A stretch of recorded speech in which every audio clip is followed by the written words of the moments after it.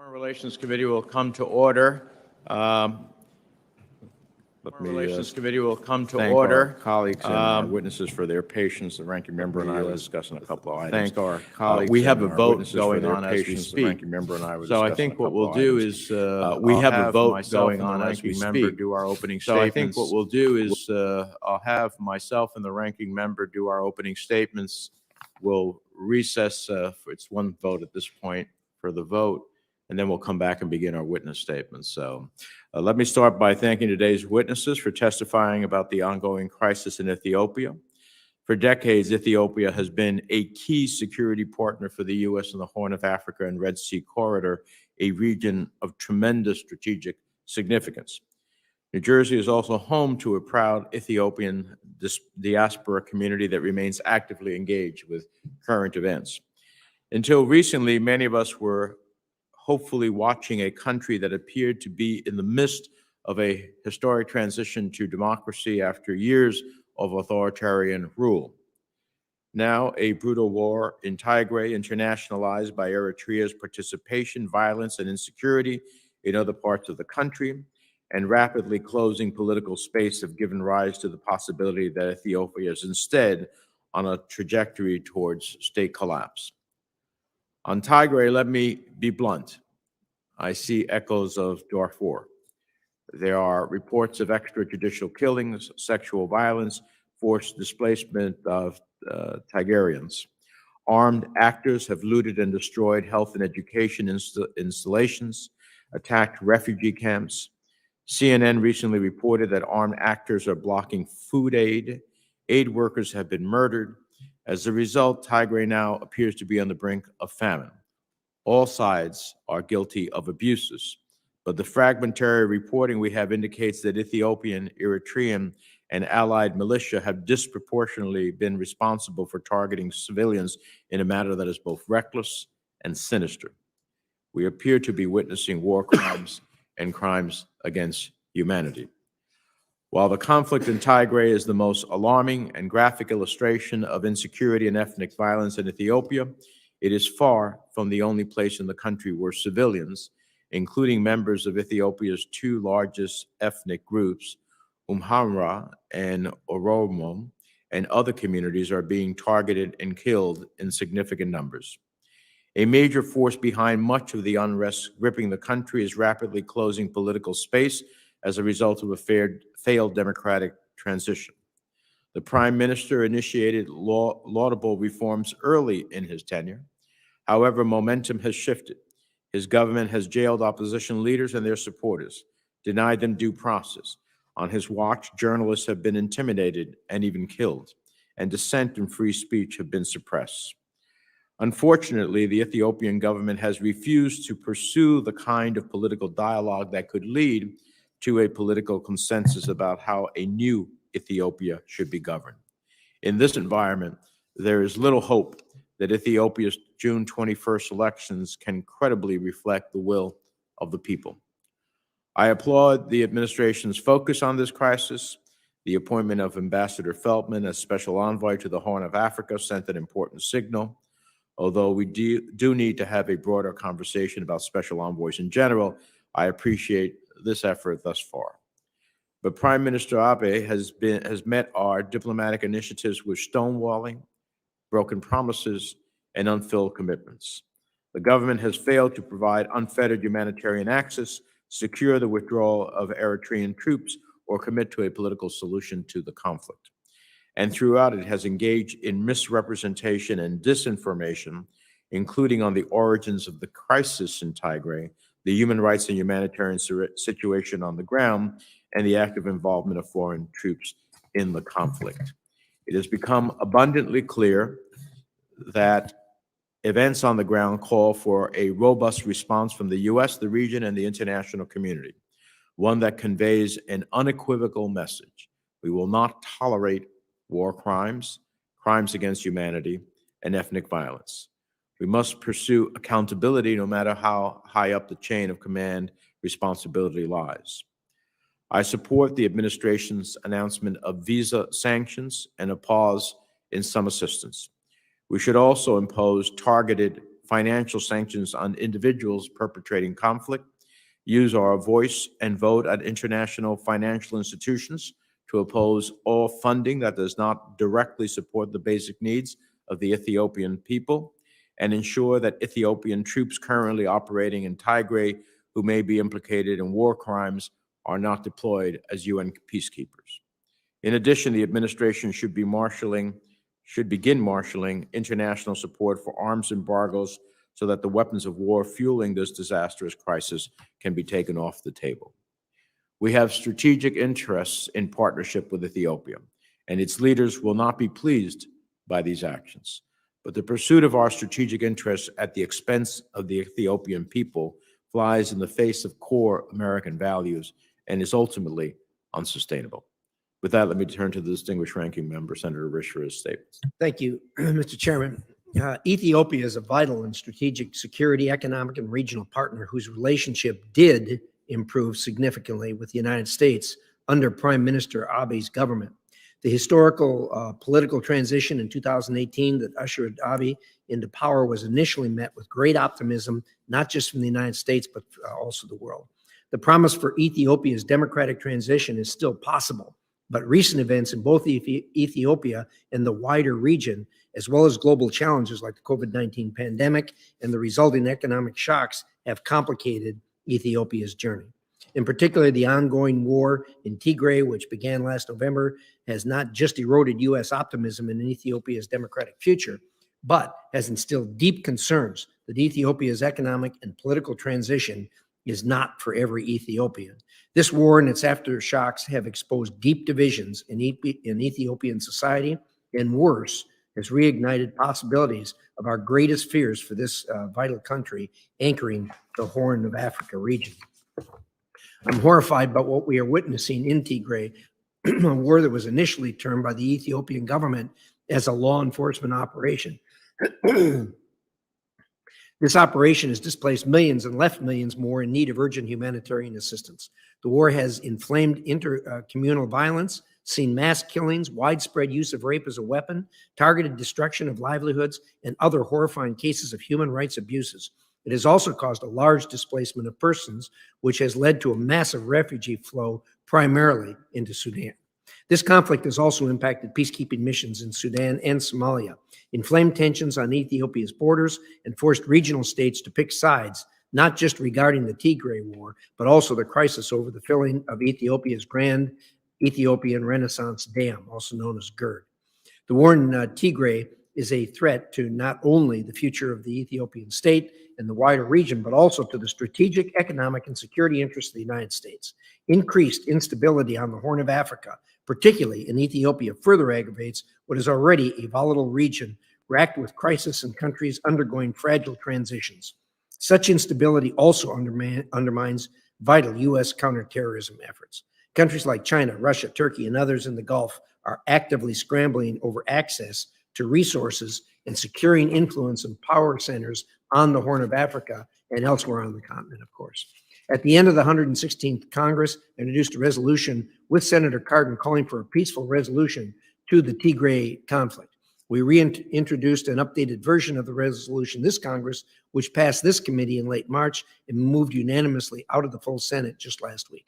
While Ethiopia's transition faces significant challenges, passing this resolution sent an important bipartisan signal to Ethiopia, our allies, and our own government that the withdrawal of Eritrean forces, the cessation of hostilities in Tigray, and getting Ethiopia back on track with its democratic transition are priorities for the United States Senate and the United States government. Every day we learn of new details reflecting the true horror of violence occurring throughout Ethiopia. The Ethiopian government has either dismissed such reports as false or provided assurances to our diplomats and officials that the situation is not as bad as it seems. Sometimes the government will even commit to conducting investigations and holding accountable anyone found to have committed a crime. That is a commitment only. But we have seen this script before in places like Rwanda, Darfur, and Zimbabwe.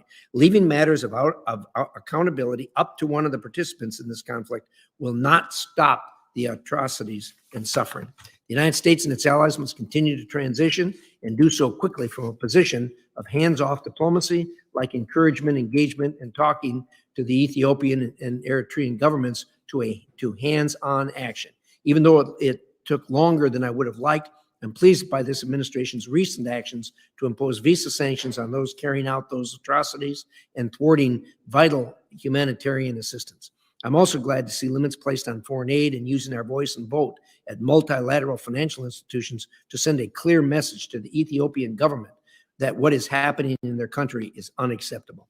I encourage the administration to continue exploring every option to end the war in Tigray, to continue building a coalition of like-minded allies, to pursue justice and accountability, including global Magnitsky sanctions, and to work with the Ethiopian people to help get their democratic transition back on track, starting with salvaging their upcoming general elections on June 25th.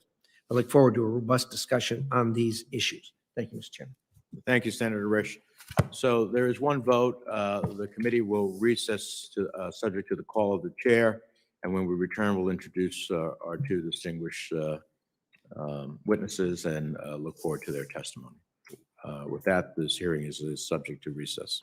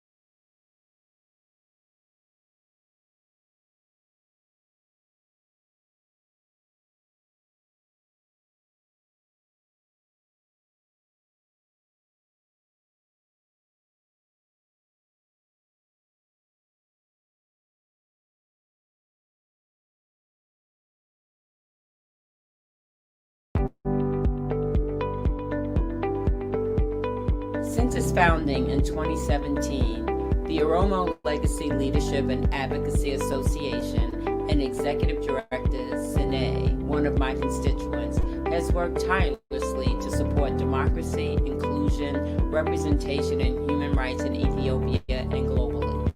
And I personally want to thank the Oromo Legacy, Leadership, and Advocacy Association Executive Director, Sina Jimjimo, and President Ayantu Abdushila for hosting this event today. I hope my pronunciation was close, even with my Minnesota accent. Yes, not all advocacy is lobbying. Lobby is mostly specifically when you're trying to change regulations or policy.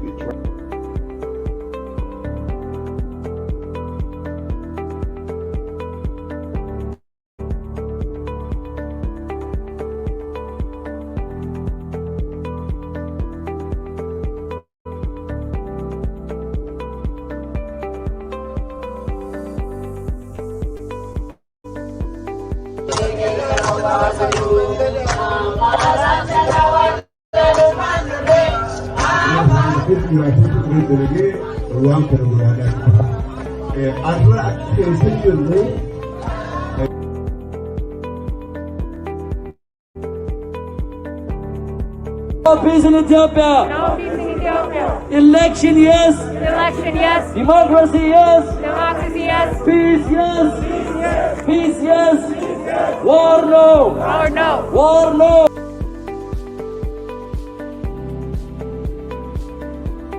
To the Oromo, it is the Ghana which is important.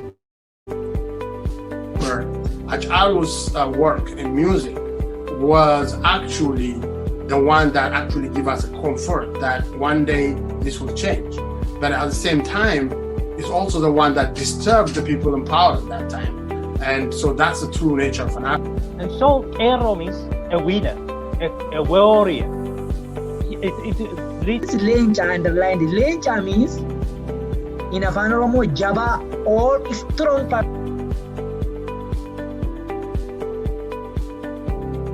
For example, if I share something to Urji, Urji will probably share with 3 of her friends, her 3 friends will share with other 3 friends. So it continues moving on, it continues adding its value. New York Times jetta, Washington Post jetta, Associated Press jetta, Always an appeal button. What's ridiculous about Oromo things in Ethiopia is Oromo is not a minority. Yet, Oromo is still paying a completely controlled by the system that's actually not respecting Oromo people.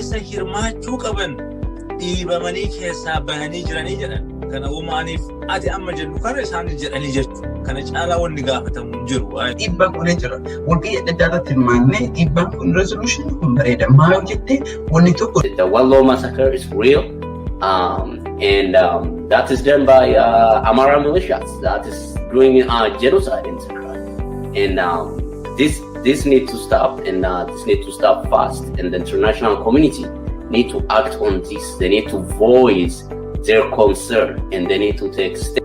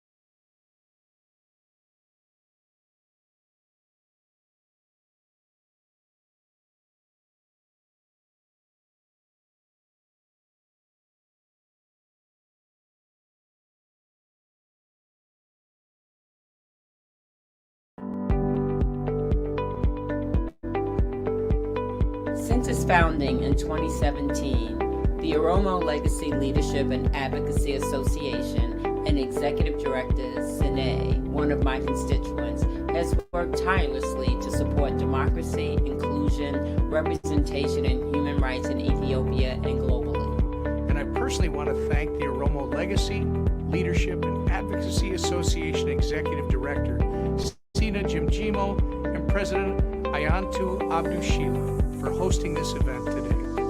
I hope my pronunciation was close, even with my Minnesota accent. Yes, not all advocacy is lobbying. Lobby is mostly specifically when you're trying to change regulations or policy.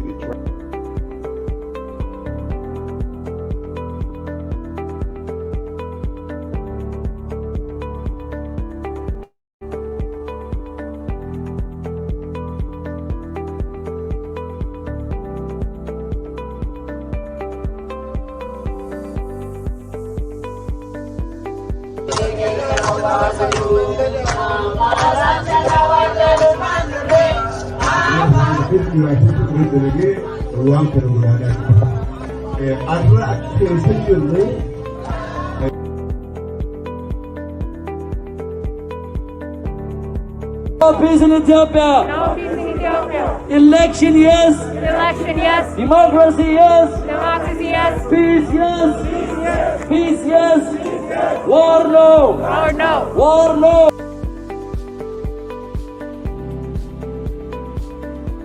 It was Oromo. It is the Ghana, which is important. Achalu's work in music was actually the one that actually gave us a comfort that one day this will change. But at the same time, it's also the one that disturbed the people in power at that time. And so that's the true nature of an art. And so Ero means a winner, a warrior.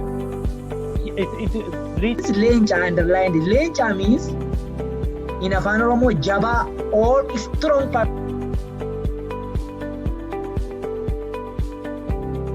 For example, if I share something to Urji, Urji will probably share with 3 of her friends, her 3 friends will share with other 3 friends. So it continues moving on, it continues adding its value. New York Times jetta, Washington Post jetta, Associated Press jetta, always an uphill battle. What's ridiculous about Oromo things in Ethiopia is Oromo is not a minority, yet Oromo is still paying a completely controlled by the system that's actually not respecting Oromo people.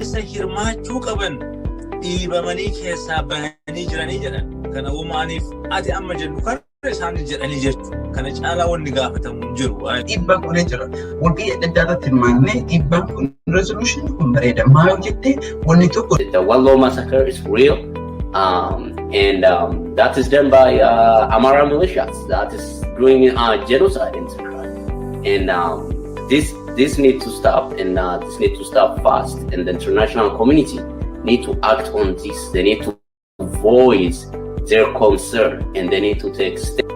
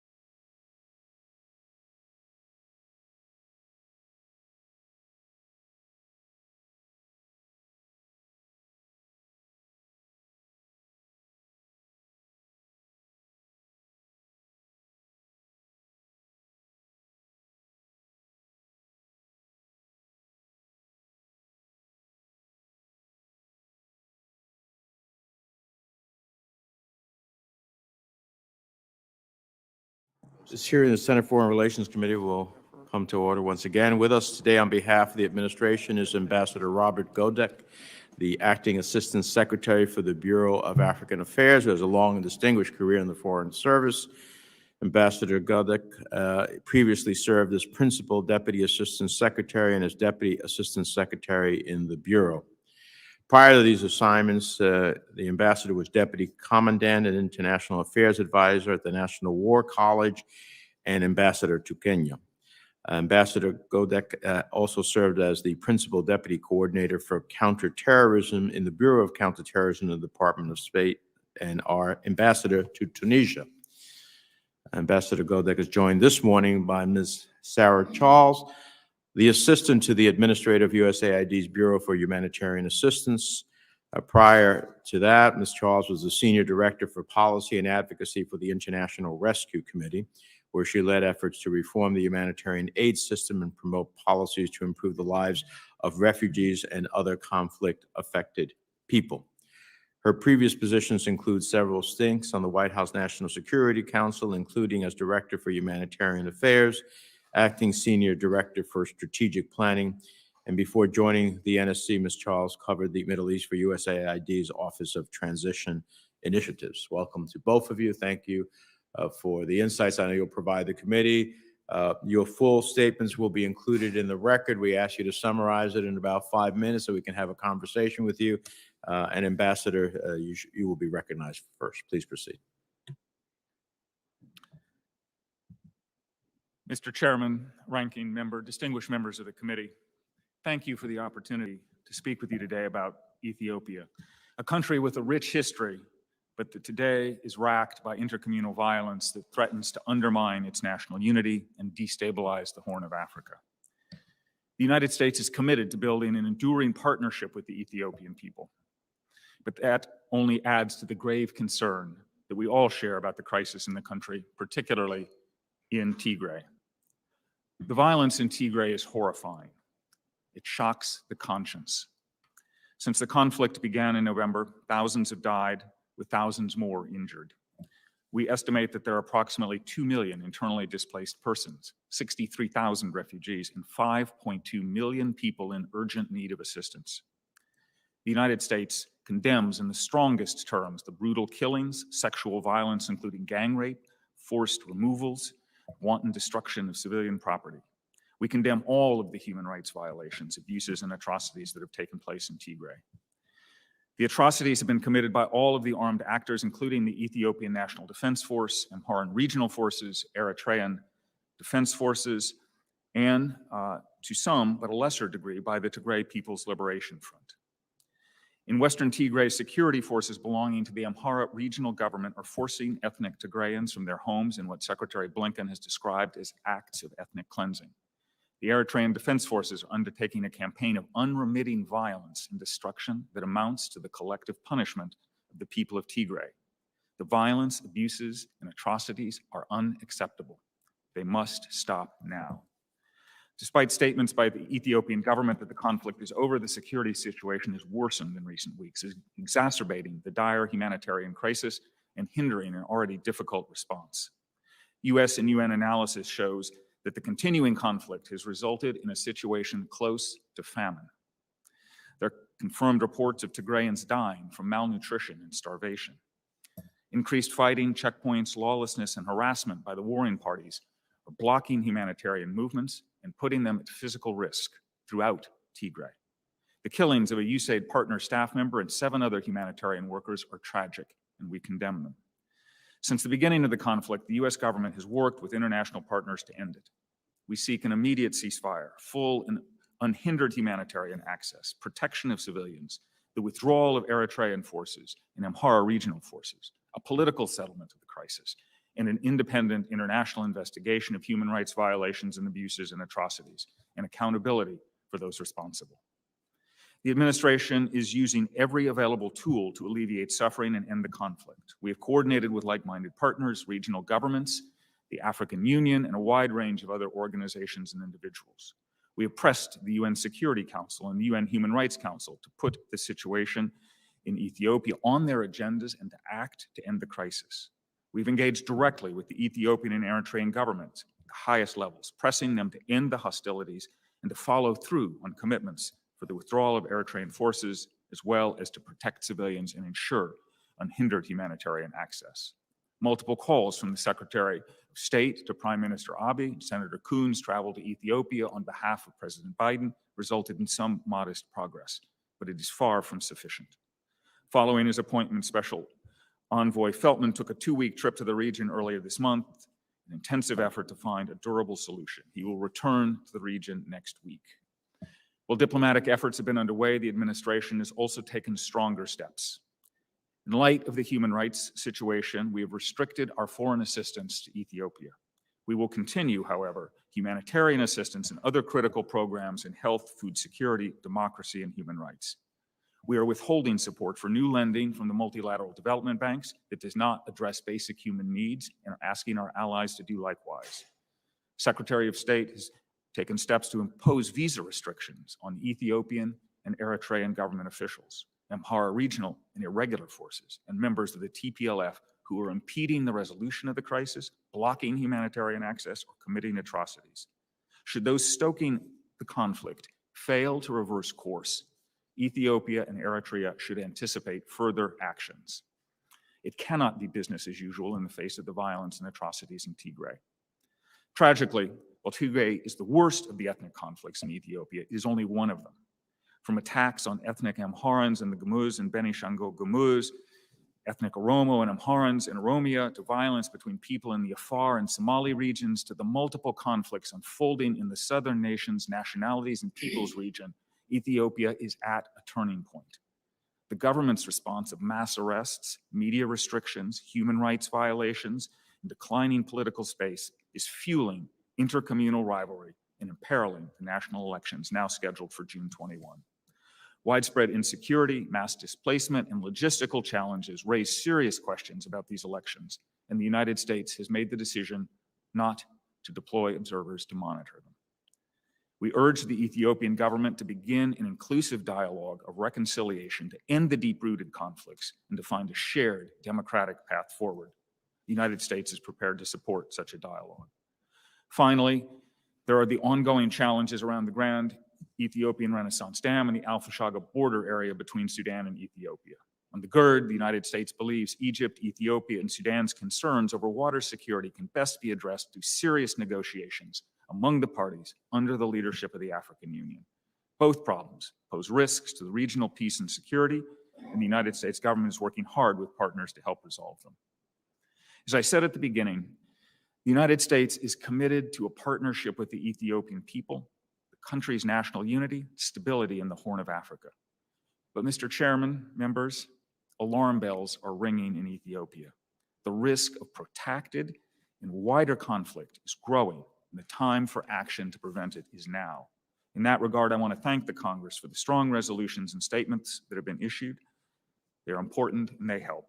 The State Department will continue to work closely with you to address the crises in Ethiopia. I look forward to your questions. Thank you very much. Thank you, Ambassador. Ms. Charles. Chairman Menendez, Ranking Member Risch, distinguished members of the committee, thank you. I'm sorry, do you have your microphone on? Get closer. Thank you. Is this better? Chairman Menendez, Ranking Member Risch, distinguished members of the committee, thank you for this opportunity to discuss the crisis in Ethiopia, the life-saving assistance that USAID is providing, and the ongoing challenges that impact our response. I also want to thank the committee for its continuous engagement, not least of which Senator Coons for his recent travel to Ethiopia at the request of President Biden. Many of us first learned the word famine in relation to Ethiopia nearly 40 years ago. I want to be clear, without an immediate cessation of hostilities, improved humanitarian access, and a scale-up of assistance, we could again see widespread famine in Ethiopia this year, the first time since the 1980s. In Tigray, after more than 6 months of hostilities, approximately 5.2 million people are in need of assistance out of a total population of 6 million. Approximately 2 million of them are children. As striking as these numbers are, even more striking are the lived experiences of people in the region. I want to take a moment to share one of their stories. Mariam, a pseudonym for a person receiving assistance from one of our partners in Tigray, lost 25 members of her family, her brother, and recently her 5-month-old baby boy who succumbed to malnutrition. Mariam now suffers from extreme mental distress due to the trauma she's experienced. The grim reality is that there are roughly 2 million other stories of displacement like Mariam's. In Tigray and across the border in Sudan, where 63,000 refugees have fled, the scale of need is staggering, and averting famine will require more than just food assistance. It requires health, nutrition, and water and sanitation services to help malnourished bodies fight off illness. But the ongoing fighting has destroyed critical water and hygiene infrastructure and caused Tigray's health system to collapse. Just 16% of hospitals and health centers are fully functioning. We have also heard devastating reports of abuse by armed actors across Tigray. The reports not only speak to widespread incidents of rape and other gender-based violence, but of systematic attempts to dismantle society and destroy families. Some perpetrators are targeting the wives of priests, abusing women in front of their families, or using a level of violence so brutal that women are left with organ damage. The severity of abuse is among the absolute worst I have seen in my nearly 2 decades of humanitarian work. We at USAID condemn these abuses in the strongest possible terms. In the face of staggering need, the United States has responded with significant support and advocacy.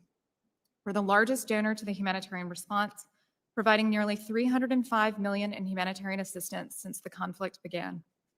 USAID is providing enough food to feed 4 million people and treat more than 400,000 women and children suffering from malnutrition for 3 months. Our partners will run nearly 60 mobile health and nutrition units across Tigray and support the operation and rehabilitation of 300 health facilities. To respond to the egregious use of gender-based violence in this conflict, we're providing safe spaces for women and girls, training for social workers, psychosocial support, and case management for survivors. However, our assistance will not be enough to avert famine in Ethiopia if the parties to the conflict continue to obstruct access. Currently, over 1 million people in need are out of reach of humanitarian assistance.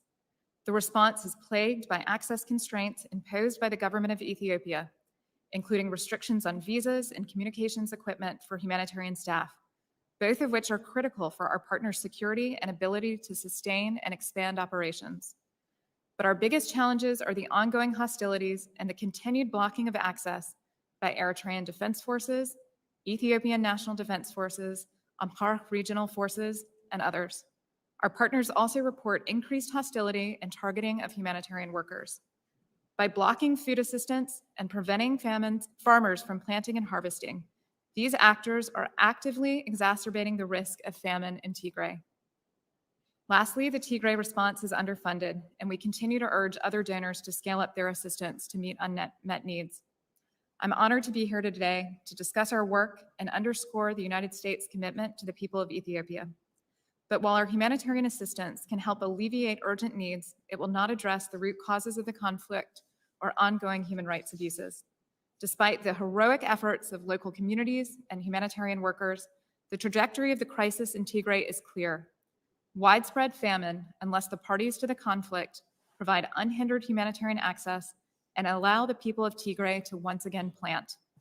We owe it to women like Haben, who was a sesame farmer in Western Tigray before she was forced to leave her home with her husband and 3 children. She now lives in an overcrowded schoolroom with 24 other women and their families. She told our partners that without assistance, she and her family would have starved. And we owe it to Haben's neighbors, 1 million of whom continue to be out of reach of assistance, to demand better from the parties to the conflict. Thank you for the opportunity to speak with you today. I welcome your questions. Thank you very much. We'll start a round of 5-minute questions. The conflict in Tigray has taken a horrific toll on the population, as we've spoken about and heard here. And the implications for international peace and security are significant. Secretary Blinken at a House Foreign Affairs hearing on March the 10th said there have been, quote, acts of ethnic cleansing in Western Tigray. So Ambassador, are we witnessing war crimes or crimes against humanity in Tigray? Thank you, Mr. Chairman. The United States, as I said, is horrified by the reports of brutal killings, the sexual violence, the gang rape, the forced removals, wanton destruction, the acts of ethnic cleansing that Secretary Blinken referred to. We condemn all of these in the strongest possible terms. The UN High Commissioner for Human Rights has warned that the international community is seeing atrocities that may well amount to war crimes or crimes against humanity. The Patriarch of the Ethiopian Orthodox Church has termed the conflict a genocide against the Tigrayan people. And the Department of State takes those warnings extremely seriously and is pressing all parties to end the conflict. So the State Department is not ready to call it We war are, crimes.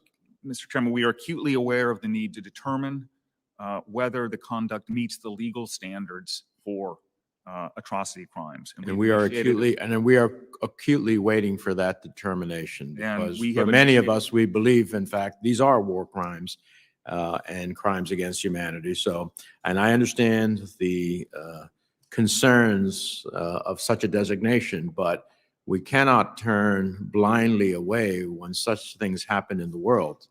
And so I look forward for the State Department's determination. I hope they will come to the right one. In addition to visa restrictions and pausing assistance, what other measures is the administration prepared to take to respond to the continuing human rights abuses? Mr. Chairman, let me just add on the previous question that we do have a fact-based review underway that is being conducted very quickly, and the Secretary of State has the final determination on this. With respect to the other actions that we're prepared to take beyond the visa restrictions, as I noted in my statement, we have suspended much of our assistance, certainly related to economic growth and security assistance. We are looking at a range of other sanctions to include Global Magnitsky Act sanctions, other potential sanctions that would be targeted and directed at individuals or institutions that are supporting the ongoing conflict, impeding resolution, impeding an end to the conflict, or otherwise obstructing humanitarian access or committing human rights abuses and violations. We've made very clear in the Secretary's statement and previously that if we do not see immediate progress on these fronts, we will be imposing additional sanctions. Ethiopia and Eritrea can expect further action. Give me a sense, and the committee a sense, of what are the implications for U.S. strategic interests in the Horn of Africa should instability in Ethiopia become more widespread? Obviously, the risk at this moment is very large. If the conflict in Ethiopia spreads, it will destabilize the entire region. Ethiopia has been a critical anchor in the region. They supply peacekeeping troops to some missions. They're in Somalia. I think if Ethiopia continues down the road that it's going, there's a risk of a massive humanitarian crisis, a refugee crisis, and it poses a risk to the wider region as well. Obviously, the Red Sea area is a critical thoroughfare for commerce, and it is potential for a wide area that would be destabilized and pose a significant risk to the interests of the United States and obviously the people of the region. Finally, Ms. Charles, your testimony is rather riveting. What is the scope and scale of the sexual and gender-based violence in Tigray? Is the government trying to suppress information about the extent of the use of rape as a weapon of war? And what efforts are we making to respond to the needs of survivors, given the gaps identified by NGOs? Thank you for that question, Senator Menendez. What we're seeing is widespread and systematic targeting of women using gender-based violence in ways that really are quite horrific. And as I mentioned in my testimony, some of the worst instances of gender-based violence I've seen in my 20 years of humanitarian work. We are providing support services for victims of gender-based violence, including psychosocial care, safe spaces for women and girls, training of social workers. The UN estimates that 22,000 women could seek treatment for gender-based violence this year in Tigray. We anticipate that that's a significant underestimate of the number of women who have suffered from gender-based violence, not least of which because of the steps that the parties are taking to block access. And we feel like as much as we are supporting protection and support for victims of gender-based violence, the ability of our partners to be present and sustain presence throughout Tigray, not just in urban centers, is necessary to ultimately help provide protection services. Thank you. Senator Risch. Thank you, Mr. Chairman. Ambassador Godek, I, like lots of people around here, have been visited by all of the parties involved in the GERD and the filling of the dam and the concerns surrounding that.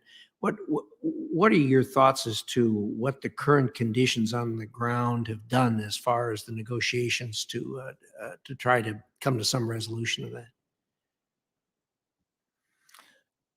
Thank you, Senator.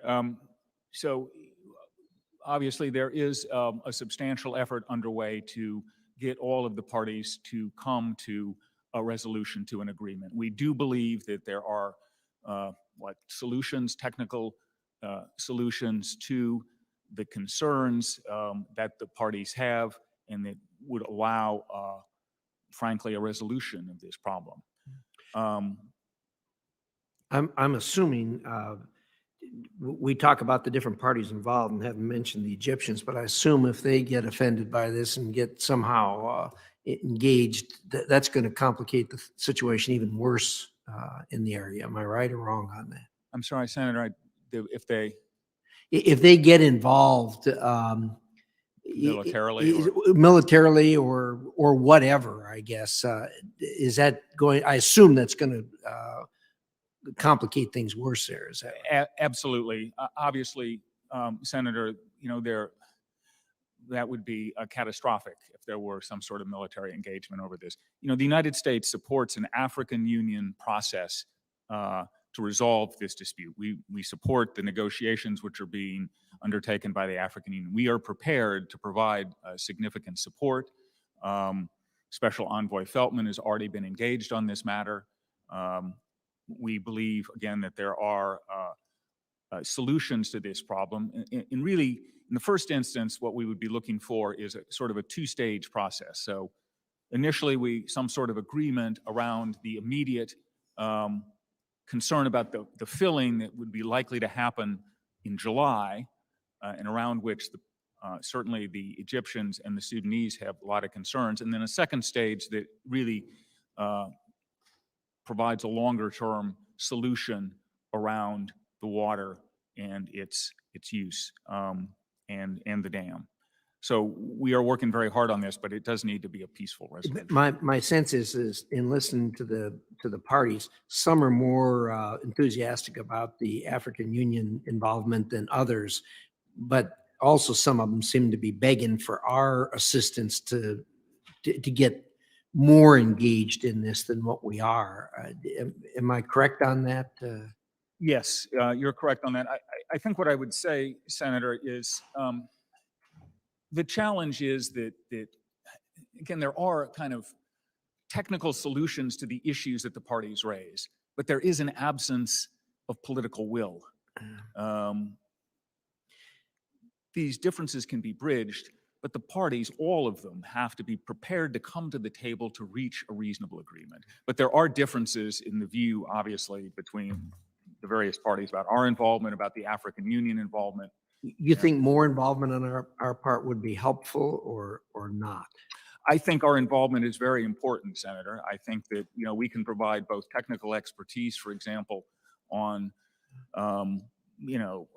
best ways to operate dams or water use or other things that would be helpful.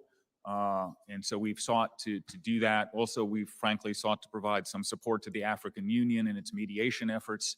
So I think our involvement is important. Thank you. I appreciate that. Ms. Charles, the elections that are supposed to take place late in June, we, the United States, has been pressing to see that they are held and held appropriately.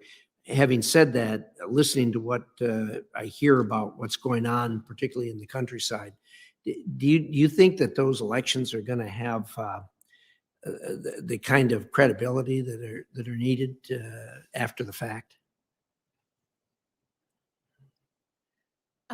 Thank you, Senator Risch. I'll let Ambassador Godek speak to the credibility of the elections.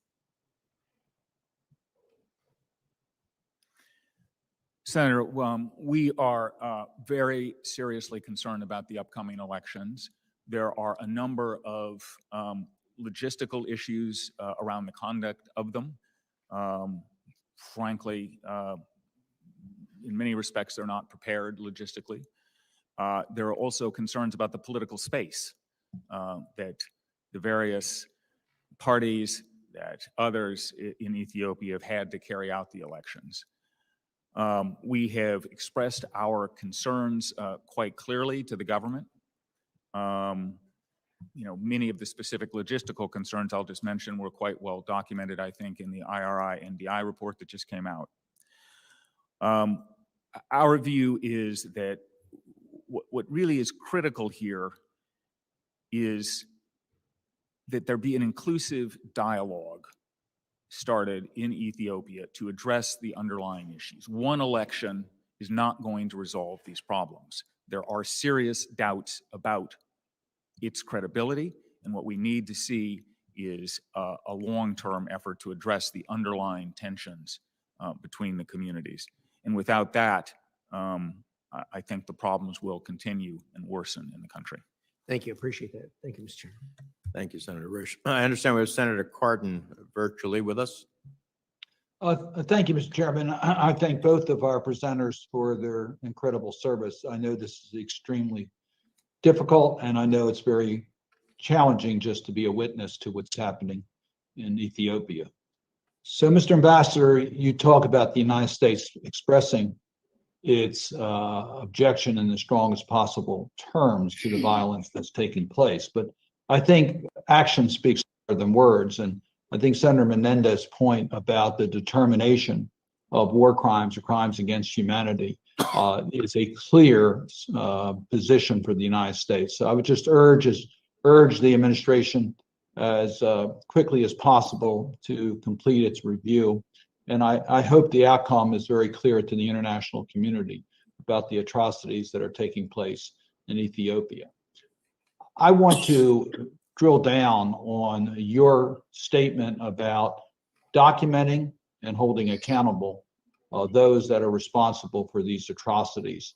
Too often, we allow the documentation to be lost, and too often we compromise accountability in the sake of getting parties together to communicate. Obviously, the number one priority is to end the atrocities, to end the violence, and to provide humanitarian assistance to the population. But for this circumstance to not repeat itself as often as we've seen around the world, we do have to have a full documentation, and there needs to be accountability. So what assurances can you give this committee that the United States will use its influence to make sure we have a full accounting, full transparency, and accountability? Thank you, Senator. I can assure you that the United States government is going to use its voice and the tools that are available to it to hold everyone responsible for atrocities, prolonging the conflict, interfering with humanitarian supplies to account. We have been very clear about that, not just through statements, but now obviously taking steps, for example, the visa restrictions that the Secretary has imposed. It is good, and we welcome the fact that the Office of the High Commissioner of Human Rights, UN, and the Ethiopian Human Rights Commission have undertaken a review and are going to prepare a report on the human rights violations that have taken place Their work has begun. They're on the ground in Ethiopia. That project will take about 3 months, but it is not. It's not going to be ultimately a criminal investigation. It's going to be a documenting of what's happened. It's critically important, and it's a critical first step toward holding people to account for what they have done, holding those who have committed crimes to account. What will be important is another step on transitional justice to really, again, hold those people responsible to account. And that's something we will also commit to working on, and it is important. Ultimately, the only way to stop these things from happening, whether it's in Ethiopia or anywhere in the world, is to hold those responsible accountable. So we're committed to doing that. Oh, I agree with that statement. It's chilling. I mean, Mr. Charles, your testimony is chilling that we may have, again, a conflict-induced famine in Ethiopia, which people are going to die as a result of the activities of those that are abusing the rights of others. So is there a time schedule in regards to the review on either war crimes or crimes against humanity? That's a term that the international community fully understands and recognizes, and U.S. leadership here is going to be critically important. Do we have a time frame as to when we can expect that review to be completed? Senator, the review is ongoing even as we sit here today. The final decision on that is the Secretary of State's. I can't give you a specific timeline. I can promise you we'll continue the review and make a decision. Can we have your commitment that you will keep this committee informed as to that process and the likely time frame in which a decision will be made? I do commit to that, Senator. Thank you. Thank you, Mr. Chairman. Thank you, Senator Coons. Thank you, Chairman Menendez and Ranking Member Risch. And I just want to open by saying how appreciative I am for your personal active engagement, to have a full committee hearing on this topic, to have a clear and forceful public statements and active diplomacy from the administration, and your editorial jointly with the chairman of the House Foreign Affairs Committee was very forceful and very clear about the path forward and challenges Prime Minister Abe and the leadership of Ethiopia to take steps now to change course, and lays out what might happen if that is not the case. Ambassador Godek, great to see you again. I've enjoyed serving with you, knowing you for many years, and greatly appreciated the chance to travel to Ethiopia with you. And Ms. Charles, thank you for your service at USAID and your work to address the humanitarian crisis in Tigray. As has been remarked, I traveled to Ethiopia in March 18th to the 22nd as a personal emissary of our president to speak with Prime Minister Abe and to convey President Biden's grave concerns about the conflict in Tigray and other regional challenges, the GERD, Al-Fashaga border disputes, and the situation within Ethiopia, violence in other areas, but in particular, the humanitarian crisis in Tigray, the presence of Eritrean troops, the lack of accountability for human rights violations, and the urgent need for a ceasefire. And then 3 weeks ago, I traveled with fellow committee member Chris Van Hollen to Sudan, as well as to the UAE, and had very constructive meetings in Khartoum, but also visited the Kuba refugee camp at the eastern border of Sudan, a refugee camp filled overwhelmingly by Tigrayan refugees, and heard firsthand about the horrors this conflict has inflicted on the Ethiopian people. Now in its 7th month, this conflict is estimated to have killed thousands and left as many as 6 million in desperate need of aid. And as we've heard from the witnesses, rape and other forms of sexual violence are widespread and systematic. And after months of intense diplomatic efforts, I support the Biden administration's decision to apply visa restrictions on all who are fueling the violence in Tigray. So, Ambassador, I want to talk, if I can, with you about the status of Ethiopia's transition. Many of us were very encouraged by Prime Minister Abe's initial rise and initial opening of space for civil society, the release of political prisoners, the allowing of banned political parties to participate.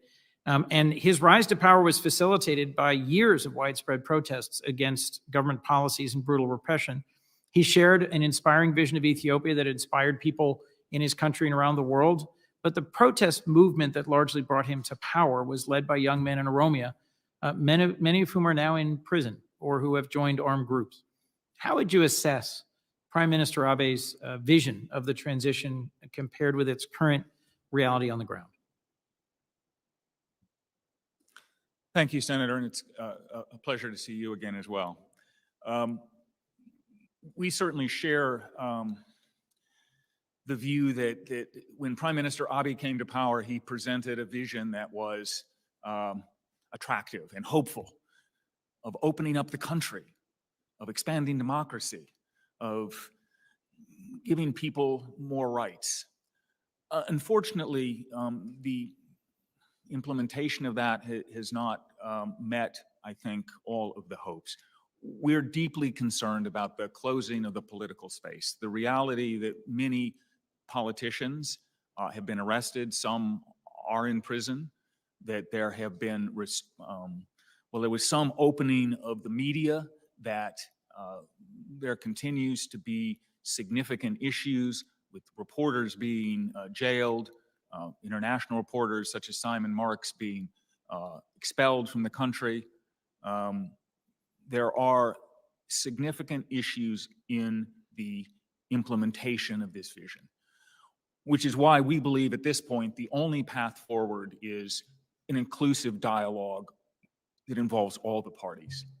This election, which is sure to take place, is one thing, but we need the dialogue to make progress. Two more questions, if I might, given my limited time. Ms. Charles, in your assessment, is the humanitarian situation in Tigray getting better or worse? And are Ethiopian authorities becoming better or worse partners in addressing the ongoing humanitarian crisis? First of all, thank you for your continued engagement on this and your travel in March. I think after your visit and high-level engagement from others in the administration, we did see some progress, including the lifting of regulations that required our partners to get permission to travel in Tigray. But we continue to see access restrictions from the government, critically around visas and importation of communication equipment that is necessary for our partners to scale and maintain operations in a very insecure environment. Thank you. Last question. Ambassador Godek, in March, I met a prime minister who was charismatic and compelling, who had a forceful vision, and who reassured me, made a commitment to me and to our president that Eritrean troops would leave Ethiopia and Tigray. And in fact, he promptly flew to Asmara, met with Isaias, and said that he had demanded that Eritrean troops leave. It is now nearly June, and there's been no progress I'm aware of towards meeting that commitment. And reports just broke this week that jointly Eritrean and Ethiopian soldiers have forcibly rounded up and detained more than 500 young men and women from IDP camps in the area of Shire. What's your assessment of how closely Ethiopian and Eritrean security forces are coordinating, and what accountability would you expect if those detained folks are harmed and not released? Our assessment, Senator, is that the Ethiopian and Eritrean forces are cooperating very closely up in Tigray, and it is obviously a source of serious concern. This latest report that people were detained, IDPs were detained, is extremely grave. We have already raised this with the Ethiopian government. The UN has raised it with them. Obviously, if these folks are harmed, if these individuals are harmed, it's unacceptable. It's absolutely unacceptable. And we will continue to be very forceful on this point. Mr. Chairman, your editorial lays out a clear series of next steps that might well be taken if this situation continues to deteriorate. It is my real hope that Prime Minister Abe will yet hear the offers of the world community in the United States to work together to declare a ceasefire, to resolve the humanitarian crisis, to deliver accountability for crimes against humanity that have been committed by a range of parties, and step back from a conflict that I think threatens the entire future of Ethiopia. Thank you, Mr. Chairman. Thank you, and thank you for your good work in this regard. Senator Murphy. Thank you, Mr. Chairman. Thank you to both of you for your work and appearing before the committee today. Ambassador, let me thank you for raising in response to Senator Coons' general question, the specific issue related to press freedom. Senators Cardin and Leahy and myself have raised this in several different ways. And of course, we all around the world stand for the idea that no government should curtail the right of the press to be able to tell objective stories about what's happening on the ground. But in particular, in Ethiopia and Tigray, we depend on the ability of journalists to be able to translate to the world what is happening and to be able to inform us as to the extent of the atrocities. Appreciate you continuing to focus on that question. I wanted to drill down, Ms. Charles, on one specific issue, and I don't know if it's been raised, forgive me if it has been, on the humanitarian front, and that is the Ethiopian government's refusal to provide visas to international humanitarian staff and parties that are trying to get into Tigray.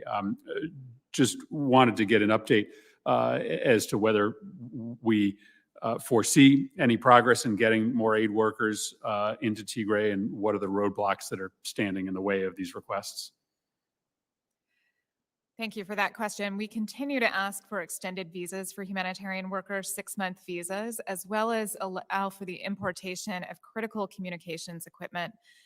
Both of these items are very important when operating in such a difficult and complex environment as we see in Tigray, and we have not yet seen any progress from the government of Ethiopia on either of those requests, in spite of it being raised at the highest levels and consistently over the last several months. What's the consequences of not being able to get a greater flow of willing humanitarian organizations? I mean, what a triumph that there are organizations that are willing to go into these areas and help people despite the risks. What are the consequences of these visas not being granted?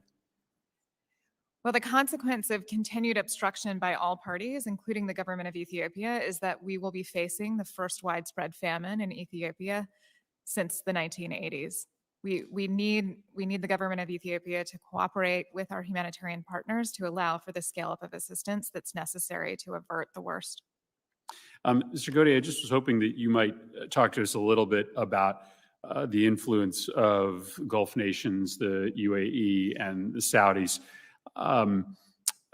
Obviously, the UAE has been an important player, probably highlighted by the 2018 normalization agreements. Some talk has recently been centered around their withdrawal militarily from some of their basing operations. I would just note that open source reporting suggests the UAE is at the same time building up a fairly substantial capacity on an island off of Yemen, purpose to be determined.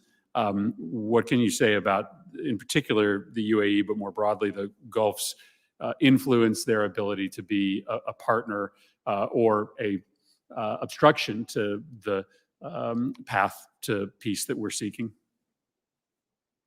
Thank you, Senator, for the question. Since the early days of the conflict in Tigray, we've been speaking with both the UAE and Saudi Arabia officials about the crisis, about the conflict. We have asked them to intervene, to use their influence. Both countries have both personal connections and commercial connections, and they do have influence, particularly the Emirates. And they have expressed to us their concern as well about what's happening in Ethiopia and in Tigray. We understand they have raised these concerns. We have a continuing discussion with them and are hopeful that they will continue to press our concerns forcefully. I would note that Special Envoy Feltman, when he travels next week, will be one of his stops. One place he will be going is the Gulf, so he will be stopping in the Emirates, Saudi, for conversations. Yeah, I note it was not likely coincidental that Senator Coons made a stop in the UAE recently. Listen, I think we have plenty of equities at play with the UAE right now. Their security our security partnership with them is important to us, but it's more important to them. And to the extent that they continue to have leverage, this is a moment that we should press them on this case. Thank you, Mr. Chairman. Thank you. Senator Kane. Thank you, Mr. Chair, Ranking Member Risch, and thank you to our witnesses for your service in a very difficult circumstance. It's depressing to contemplate the atrocities in Tigray, the upcoming election, which is of questionable legitimacy and could lead to more strife and violence, the dispute between Ethiopia, Sudan, and Egypt over the dam project. That in and of itself, that could also lead to military action in an extreme situation. Ms. Charles, tell us about the USAID partner worker who was killed. First of all, I thank you for raising that. I want to send my condolences out to his colleagues, to his family. This was the first time that we've lost a partner in Tigray, where it was clear that they had identified themselves as a humanitarian worker, and we believe that they were targeted as such. And it marks really a quite concerning and tragic turn in the crisis. You know, sometimes despite the best intention and the best effort, we can't find the path forward to fixing situations that are so deep-rooted in cultures that are not our own.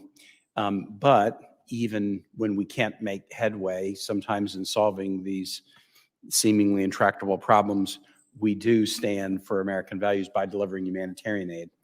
And so the targeting of a humanitarian worker, it's the one thing that we can do that shows that we care and we're there and we're consistent, even if other efforts aren't bearing fruit. But that means the protection of humanitarian aid workers becomes paramount. What, in your experience at in your previous experience, but now at USAID, what can we do to provide better protection for our humanitarian workers in Tigray, but using it as an example of in other dangerous situations as well? We've certainly worked to scale up the security focal points that we have on our disaster assistance response team, also back here in Washington, that are working very closely with our partners on their security planning. But I want to be very clear, it is the parties to this conflict that are making our partners less safe. It is their decisions to block and obstruct and harass humanitarian workers. And it's one of the reasons why we continue to press on the government of Ethiopia, both to send the message to their troops about the importance of humanitarian access, but also to allow for the importation of communication equipment, allow us to bring in the right kind of staff and coordination structures to provide the kind of security that our partners need. Thank you. Thank you, Mr. Chair. Thank you, Senator Kane. I want to tell Ms. Charles that I express the sympathies of the committee to our USAID Administrator, Ambassador Powers, on behalf of all. I think following up on Senator Kane's questioning, the death of anyone is something that we are concerned greatly about. The death of an aid worker, an American aid worker, from my perspective, is a high crime. And at the end of the day, it will only make it more difficult for us to do what is necessary to try to help Ethiopia out of the path that it's in. In that regard, let me ask you, how should the fact that the government of Ethiopia is a party to the conflict change how the international community engages with it relative to both protection needs and the delivery of aid in Tigray? Thank you again for that, Senator Menendez. I do want to just quickly clarify, while it makes the death no less tragic, it was a local Ethiopian staff member, not an American aid worker, that was killed, but no Equally less as tragic. No less tragic. And we certainly are working again with our UN partners, with our NGO partners, to develop independent programs driven by humanitarian need, and really demanding from the government of Ethiopia and all parties to the conflict that they allow for that unhindered humanitarian access. So how do we, so we are actively engaged in urging the Ethiopian government to do this. But if the Ethiopian government continues to be part of the challenge in the delivery of aid, is there any efforts, is there any ways in how we deliver that aid to circumvent them, or is that impossible?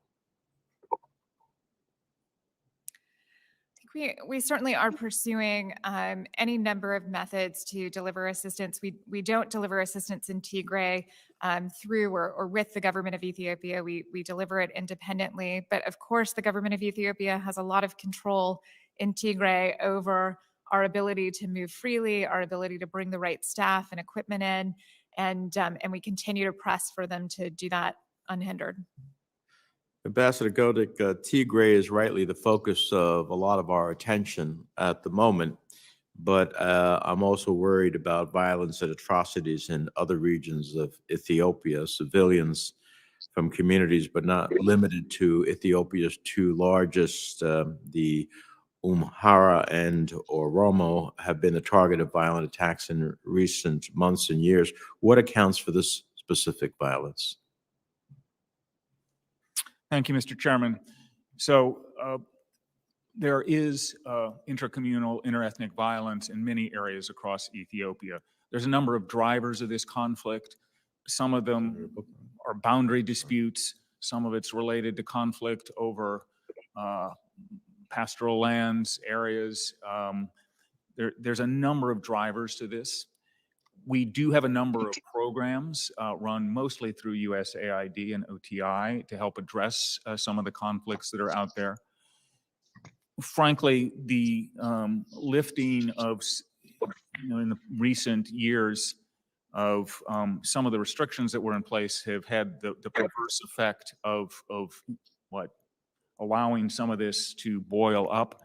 And what's critical is that the government itself takes steps again to address the conflicts between these communities. We can, through our programs, help, but a broader effort does need to be really initiated, and it needs to be real, and it needs to be serious if these conflicts are going to be brought to an end to address these longstanding disputes. I understand Senator Booker is with us virtually. Yes, Mr. Chairman. Please proceed. Thank you so much. I'm grateful for this hearing and for the time the State Department has spent with me on Horn of Africa issues.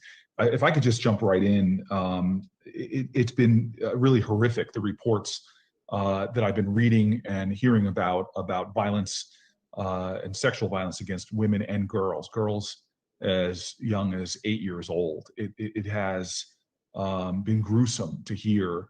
And frankly, it's coming from a number of different forces, not just the Eritreans, these accusations at least, but the NDF as well as Amhara. And I just want to know from both of you, if I can, what are your thoughts about our ability to deal with this, the trauma and violence and the survivors of this trauma and violence? Obviously, we're talked a lot in this hearing about food aid and other humanitarian aid, but this is the scale of the accusations makes me believe that our government and aid agencies should be thinking about that as well. Thank you for that question, Senator Booker. It is a top priority of our humanitarian response to respond to what you rightly characterized as just horrific incidents of gender-based violence as part of this conflict. So we're working with partners to train social workers, provide safe spaces for women and girls, psychosocial support, and counseling for survivors of gender-based violence. Ambassador, would you please give me some input as well? Senator, let me just say that certainly from my perspective as well, these reports are horrifying. The administration does raise the reports of gender-based violence, rape, gang rape, regularly and at top levels with the government. I would note that Ambassador Posse was recently in an IDP camp in Tigray and personally spoke with some of the victims of this violence. she took their graphic and horrible stories back to the Prime Minister and other officials in the government, just to stress the importance of addressing this really terrible situation. So it is something we are very much focused on and working to hopefully stop. And Ambassador, if I could stay with you for a second, I know one of my previous colleagues asked a bit about the influence of the UAE, Qatar, Saudi Arabia in the region. And I'm wondering if you could just take a couple steps with more detail for me about, in general, our efforts and theirs in conflict. Are they? Do you see them as a force that's of making a greater positive influence or making the situation more difficult? Obviously, these are some of our allies, and I'm just curious your overall take on coordination and influence in the region. Thank you, Senator. I do think that they have significant influence in the region, given their, again, personal connections, the commercial connections that they've got, the investments that have been made. Certainly, the Emiratis have been involved in negotiations, for example, previously, to some degree successfully. They've also sought to engage on the Al Fashaga border dispute, although in the last few days they have indicated they're pulling back from that. So they have played an important role. What's critical, I think, is that they use all of the influence that they've got in order to help to bring the Tigray conflict to an end, and hopefully also to address the other challenges that Ethiopia faces. That they're clear in their communications with Prime Minister Abiy and other officials in the government about the concerns that we have. And I just assure you that we are talking with them in detail constantly at this point about doing that. And Ambassador, just if I can keep your mic on for a little bit longer, just to ask you, we're heading into this period where it seems to me, unless you give me more information, that the June 21st elections in Ethiopia are going to go forward, even though there's incredibly a lot of concerns with the ability for those elections to be done. And I know in the Tigray region that's not going to happen. And I guess I'm wondering, besides just calling for free and fair elections, is there anything that we can do in this run-up, 3 or 4 week run-up, to better ensure that there would be credible elections taking place? And just can you give me some of your general assessments of your concerns that you might have about the elections as well? Thank you for the question, Senator. We do have many concerns about the elections. They're going to take place in an environment where there have been significant political limitations. Also, there are big logistical challenges around the elections. As I mentioned earlier, the IRI-NDI report lays those out. I think we have been clear in our communications with the government, with the National Election Board, about those concerns. There are specific steps that could be taken in a logistical sense that might help in the next 4 weeks, but I think it's going to be very difficult to really get all the way that the country needs to get to hold fully free, fair, and credible elections. That said, again, we withholding judgment, and we'll continue to urge progress on those challenges that are out there before the elections. And let me just emphasize again, what's really critical here is that there be an inclusive dialogue ultimately. One election is not going to solve the problems of Ethiopia. If there's not a understanding reached among the various communities about the way forward, it's a democratic way forward, there's going to be real trouble in our view. I want to say thank you. My time's expired. Just 2 points I want to make. Number one, I just appreciate the State Department's willingness to meet with me and brief me independently on these issues. We are in the midst of, there's just a lot of strike points in this area that concern me. I know the ranking member already asked about the dam, the GERD Dam, and clearly all the way to what's going on in Tigray. But I think the most stunning thing that was said during this hearing is the prospects for the first time since, I guess, the 80s, to have us have widespread famine, should we not be able to get humanitarian aid into the region. We are really teetering on the urge of just catastrophic humanitarian crisis in a region from Sudan, South Sudan to Ethiopia, to Eritrea. We're just in Somalia. This is a lot of challenges in this area. So I'm just hope that I know that with Senator Menendez, we will continue to focus on this area. And I'm just really hopeful that I could continue the dialogue with the State Department to see ways that this committee could be doing more to keep focus on that area of the world and see some a way out of what could be a true nightmare for all of humanity. Senator, we certainly agree that Ethiopia is teetering on the brink at the moment, that alarm bells are going off, and that we need all hands on deck to address the challenges. On behalf of the State Department, I am certainly happy, I might know my colleagues are, to remain closely engaged with you personally, Senator, any member of this committee, either, again, individually or the committee as a whole. You have a critical role to play, and we look forward to working with you. Thank you, Ambassador. Thank you, Senator Menendez. Thank you, Senator Booker. My understanding is I have no colleagues on either side who are with us virtually. Is that correct? Since I'm not hearing anybody, I assume so. I just have then two final questions. Ambassador, do we have a regional strategy for the Horn of Africa that no longer hinges necessarily on a close partnership with the Ethiopian government, even as we continue to support the Ethiopian people? Senator, the Horn of Africa is clearly an increasingly significant region, and its stability and security really critical, obviously, to the people who live there, but there are implications throughout the Red Sea region. There are implications even up to the Mediterranean and across the Indo-Pacific area. Ethiopia has long been kind of a linchpin, a central with its 110 million people, and it's been an important partner. It's at the heart of the region. Its stability is essential to peace and security, which is obviously one of the reasons why we're so focused on trying to address the challenges there. Now, the administration obviously has been hard at work trying to address the challenges in Ethiopia, but also looking at the entire region and how progress can be made, what the linkages are between the various conflicts, what the issues are across boundaries.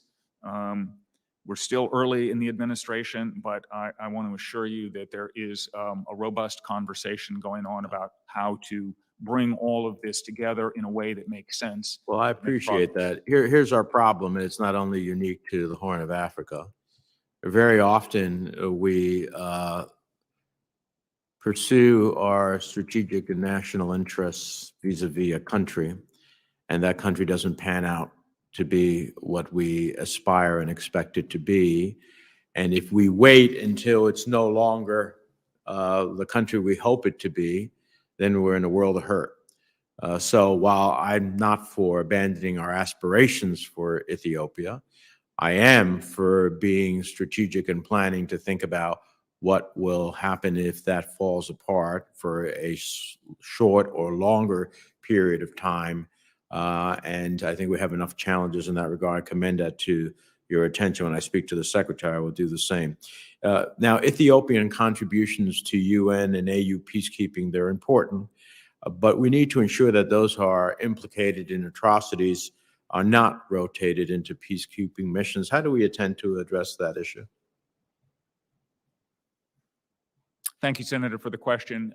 We're in full agreement that it's very important that Ethiopian troops who are implicated in atrocities not be participating in peacekeeping operations. We are actively looking at that issue, and we're working to address it. It is a serious concern, and we're on it. Well, part of the process of being able to address it is to identify those who have been involved in such atrocities and to name them so that we don't have their atrocities extend beyond Ethiopia and other parts of the world. I think that's critically important. And then finally, I will make a comment. It's not a question. I've spoken to the Egyptians on more than one occasion on this issue at their behest.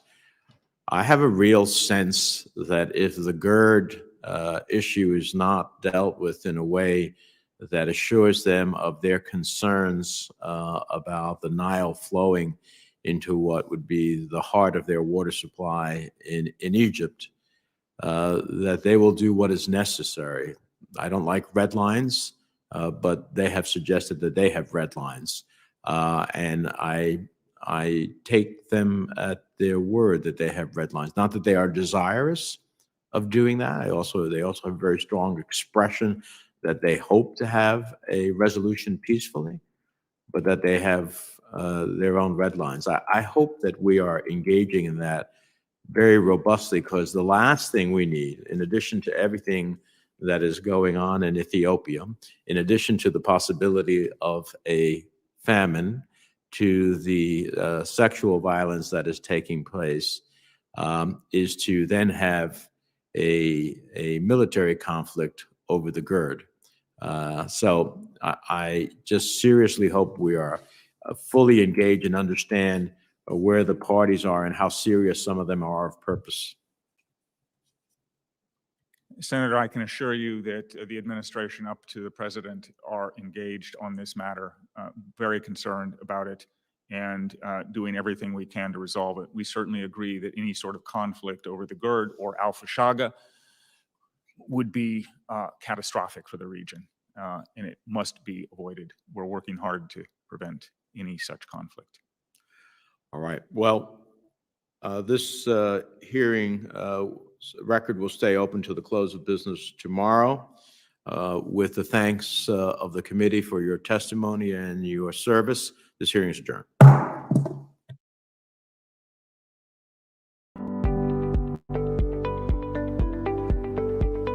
Since its founding in 2017, the Oromo Legacy Leadership and Advocacy Association and Executive Director Sine, one of my constituents, has worked tirelessly to support democracy, inclusion, representation, and human rights in Ethiopia and globally. And I personally want to thank the Oromo Legacy Leadership and Advocacy Association Executive Director Sina Jimjimo and President Ayantu Abdushila for hosting this event today. I hope my pronunciation was close, even with my Minnesota accent. Yes, not all advocacy is lobbying. Lobby is mostly specifically when you're trying to change regulations or policy.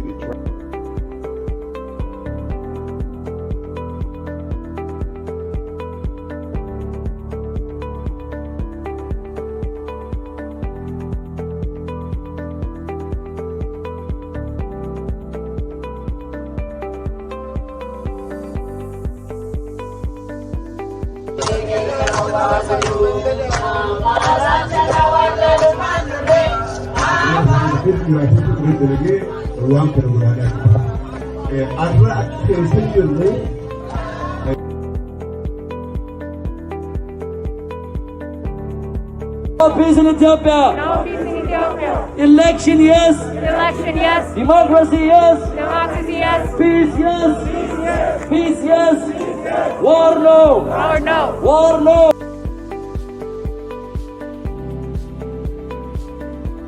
It was Oromo.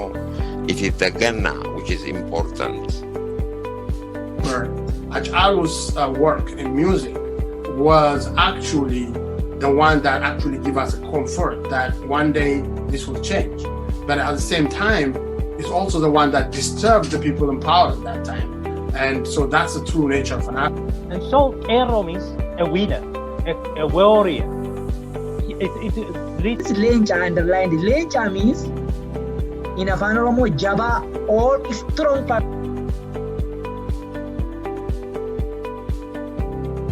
For example, if I share something to Urji will probably share with 3 of her friends, her 3 friends will share with other 3 friends. So it continues moving on. It continues adding its value. New York Times jetta, Washington Post jetta, Associated Press jetta, always an appeal bottom. What's ridiculous about Oromo things in Ethiopia is Oromo is not a minority. Yet, Oromo is still paying a completely controlled by the system that's actually not respecting Oromo people. dhiibamanii keessaa bahanii jiranii jedhan. Kana uumaaniif ati amma jennu kana isaan jedhanii jechu. Kana caalaa wanni gaafatamu hin jiru. Dhiibbaan kun jira. Walqii adda addaa irratti hirmaannee dhiibbaan kun resolution kun bareeda. Maal jettee wanni tokko. The Wallo massacre is real. And that is done by Amara militias. That is doing genocide in Tigray.